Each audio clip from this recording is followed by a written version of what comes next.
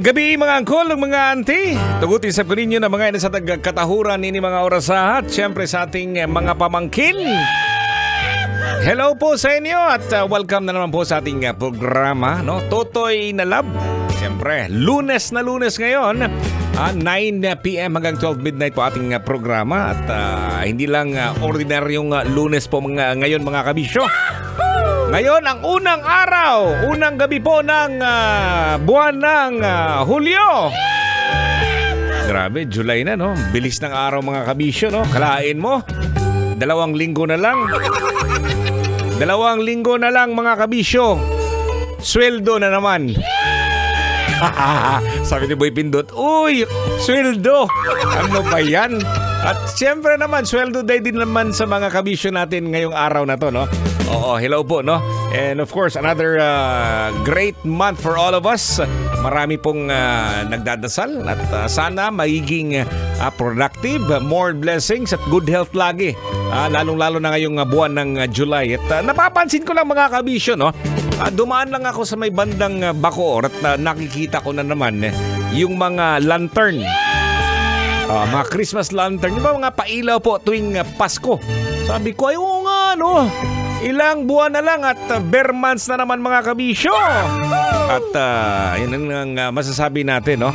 Mabilis lang talaga yung araw mga kabisyo. At sabi ko nga, nanamnamin po natin ang bawat araw na dumadaan. Kumbaga, wala ka namang kaaway. Lagi naman tayong grateful, di ba? Yeah, awards, di ba? Magpasalamat tayo lagi kung bakit, kung anong meron po tayo. Yung pagiging pasalamatin ba na? Grateful po, no? Thankful sa lahat ng mga bagay-bagay na meron po tayo. Wala siguro tayong masyadong maraming pera, pero good health naman, marami.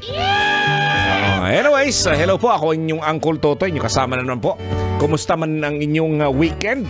Siyempre, busy-busy ang weekend ni Uncle Totoy dahil nga sa Aliwan Fiesta 2024. Nakapunta ba kayo? At magpasalamat din tayo sa ating Panginoon dahil nga ang ganda ng weather po mga kabisyo. Inulan tayo nung unang araw pero biglang nawala po, no? So pangalawa, pangatlo, walang ganda-ganda ng panahon po mga kabisyo. Kaya marami pong nag-e-enjoy sa ating Aliwan Fiesta. Ayan, napaka-busy po. Maraming mga pumunta.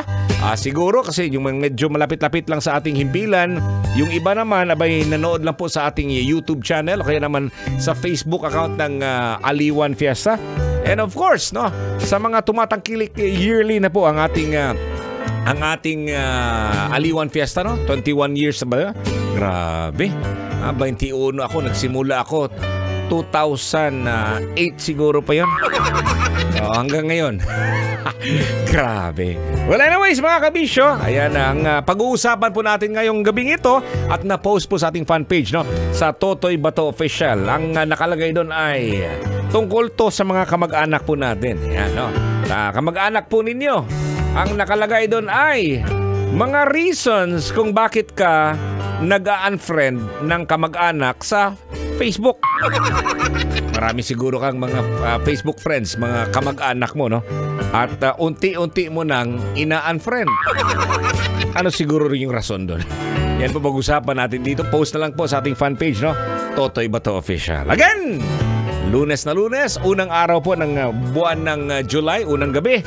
Ako po ang inyong kasama, Uncle Totoy. Uncle Totoy Bato. Dito lang yan sa programang Totoy na Love. Only right here on 90.7 Love Radio. Mayong gabi, kabisyo. Kailangan pa bang i-memorize yan? Love Radio Basic!